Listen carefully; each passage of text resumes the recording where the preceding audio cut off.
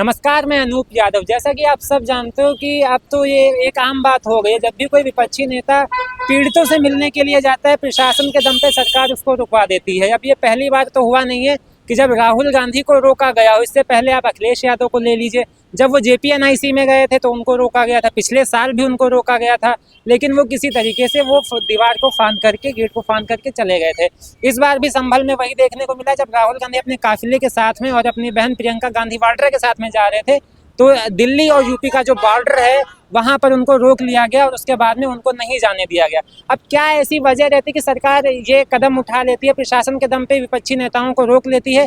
हमारे साथ में राय साहब हैं, इनसे हम जानने की कोशिश करते हैं। राय साहब, बताइए क्या वजह है कि सरकार बार बार विपक्षी नेताओं को रोक लेती है?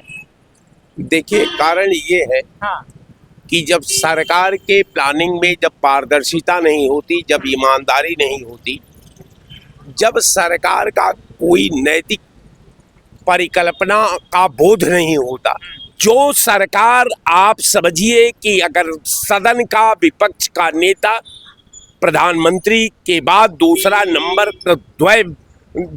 नंबर का व्यक्ति होता है भारत की पार्लियामेंट में, उस व्यक्ति को आप जाने से, घटना का समीक्षा कराने से, घटना का सत्यापन कराने से, अगर आप घटना के प्रति जिम्मेवार होते, आपकी पॉलिसी जिम्मेवार होती, आपका सिस्टम जिम्मेवार होता, आपका सरकार जिम्मेवार होती, तो फिर राहुल गांधी को वहां जाने से रोकने का क्या सवाल उठता है?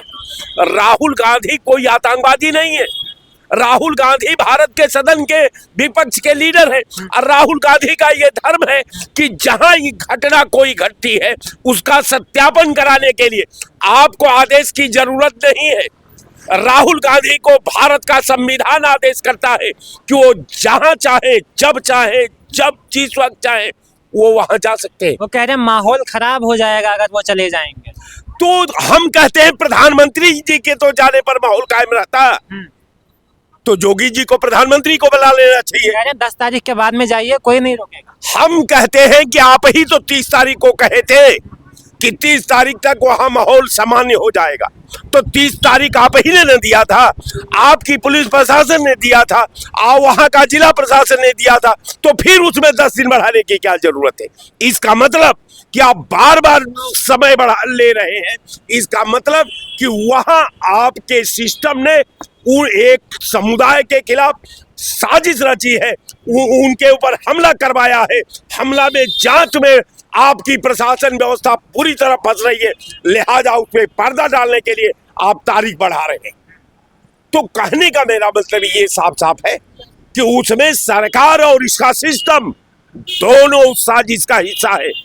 और रह गया सवाल कि लोग कहते हैं कि जांच कौन करेगा, ये जब घाव है और कातिल बता रहा है, जब जो घाव किया है वही कह रहा है कि साहब ये घाव है, तो अब आप समझ सकते हैं कि उस समुदाय पर क्या होगा, उनके साथ कौन न्याय करेगा।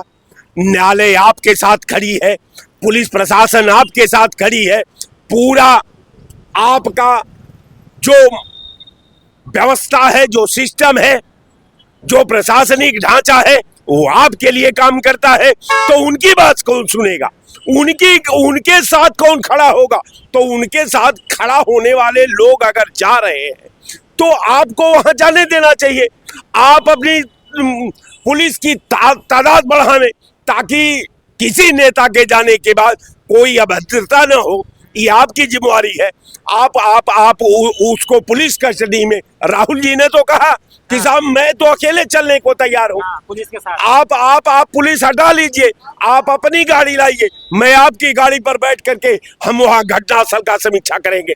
लेकिन इसमें भी अब जब अब आपके गाड़ी में भी अगर आपकी व्यवस्था को खतरा है, एक मतलब कि बहुत बड़ा खतरा का खंडित की रचना आपने लंका की तरह किया है, और उस लंका को खत्म करने के लिए समीक्षा जरूरी है।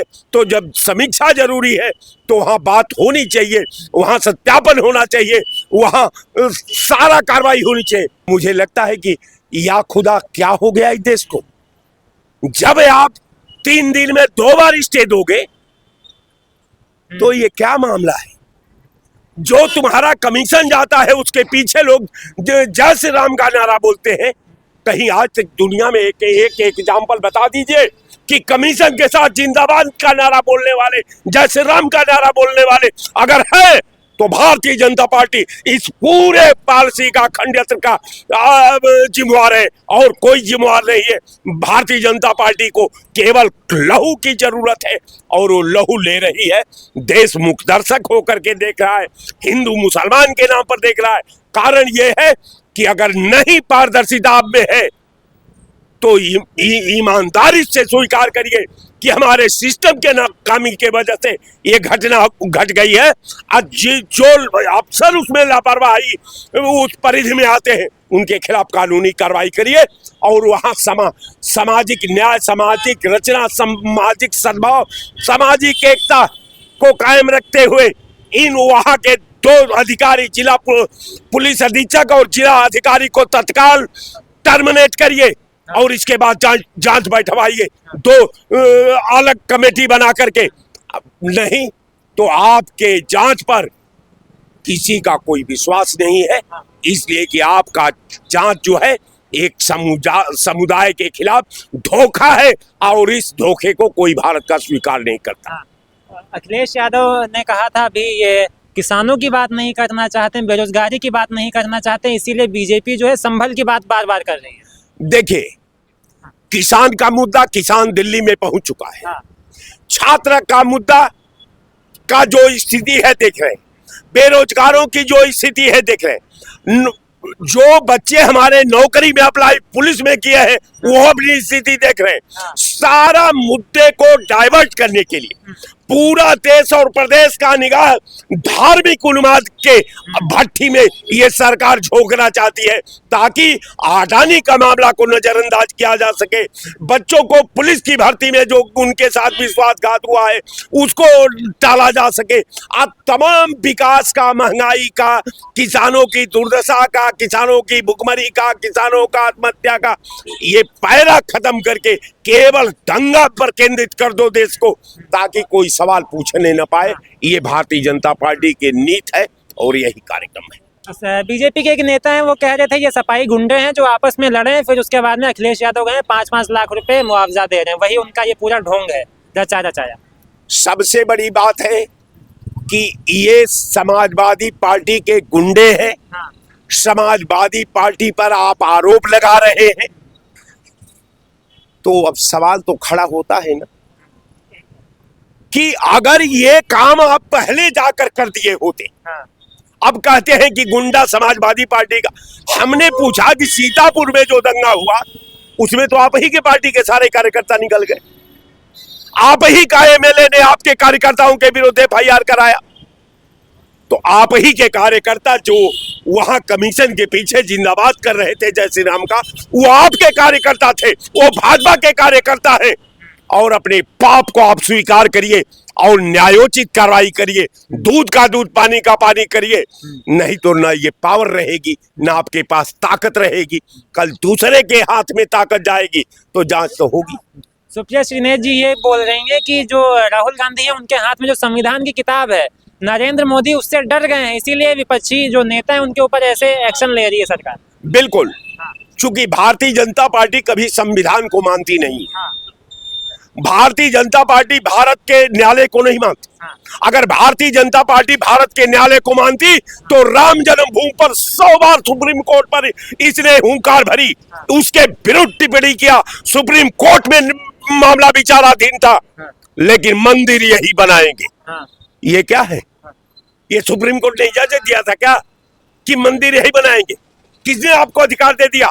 जो रीट न्यायालय में लंबित है उस रीट पर आप डेट कैसे घोषित कर सकते हैं? लेकिन न्यायालय को नहीं मानती, ये देश का संविधान को नहीं मानती। अगर देश का संविधान को मानती तो ये देश को हिंदू राज्य बनाने की बात नहीं करती। अगर हिंदू राज्य बनाने की बात करती है तो ये सरकार संविधान विरोधी है।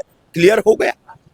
क्या लग रहा है जैसे अयोध्या में राम मंदिर को बीजेपी ने एक मुद्दा बनाया था, ठीक वैसे इस बार भी 27 के चुनाव को देखते हुए ये मंदिर मस्जिद वाला एक मुद्दा बनाया जा रहा है? ये केवल भारतीय जनता पार्टी देश के लाशों पर राजनीति करती है। देश के सिस्टम के विरुद्ध राजनीति करती है, बच्चों के भविष्य के विरुद्ध राजनीति करती है, किसानों के भविष्य के खिलाफ ये करती है। तो भारतीय जनता पार्टी पर बहुत परेशान होने की जरूरत नहीं है। हर चीज का अंत हो रहा है, इसका भी अंत हो जाए। 27 में किसका माहौल अच्छा लग रहा है? 27 की बात मैं भविष्य वक्ता तो नहीं, ये तो भारतीय जनता पार्टी के नेता सारे भविष्य वो जानते हैं, क्योंकि हम लोग भारतीय हैं, हम लोग भविष्य नहीं वर्तमान जानते। योगी जी कह रहे हैं तीसरी बार हम ही सीएम बनेंगे। हम कहते हैं कि जोगी जी 2 बार बन गए, किसी ने नहीं छेड़ा। हाँ। तीसरी बार अगर प्रदेश की जनता आपको बना देगी, आप बन जाइएगा, तो कहने की क्या जरूरत है। चलिए, आपका बहुत बहुत शुक्रिया। तो यहाँ पर राय साहब थे हमारे साथ में, जिनसे हमने बातचीत करी है कि